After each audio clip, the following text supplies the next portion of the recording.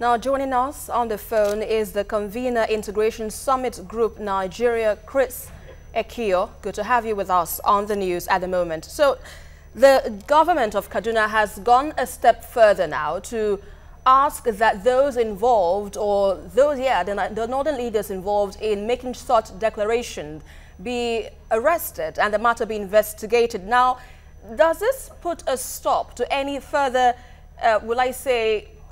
declarations, going forward? Do you think that will put a stop to any kind of thinking in future? Because this isn't the first time we're having this in Nigeria, and this certainly may not be the last. So do you think the action of the Kaduna state government and the federal government in coming out to say that we condemn this action, we want an investigation into this matter, and we want those people involved arrested, do you think that will put a stop to all this we've been having in the country?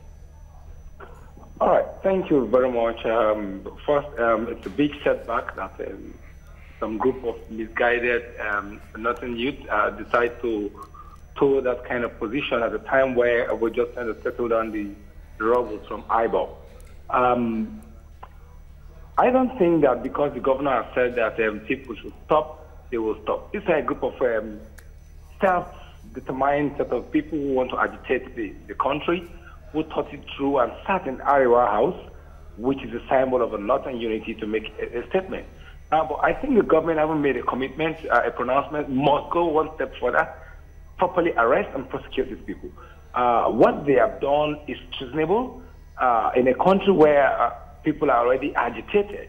A group of people will sit, and then they didn't just sit. When the governor made the comment, they went ahead to re-emphasize and reenact their position. It has created palpable fear. The Integration Summit is heading to Kaduna in October, about the same time to hold a national integration. And they are saying this kind of thing. Members of the organization are beginning to ask questions. Do you think Nigeria really needs to integrate? This is not the time we want this kind of comment from any kind of person. Therefore, government must, as a matter of necessity, not just the state government, the federal government needs to make a pronouncement. The acting president must make a formal pronouncement. The National Assembly needs to find out who this organization is. If they are a registered group of persons, they should be prescribed, and then they should be prosecuted. This statement is very provocative. If you check the social media, it is awash with response from all kinds of groups, and it is a nidus for conflict. So the government must take it very seriously and not lightly. It's not enough for people to say some group of people said it. No, these are a group of persons who met and came out with a resolution. It was in the same way we came out with the Kama resolution in 1998 that gave birth to the Jury Council. So when a group of young people meet and make a resolution, it's either we nip it now in the bud or it's going to snowball to a national crisis. But I think that Nigerians need to be together. Nigeria is better than Nigeria. It's better as Nigeria than any other section.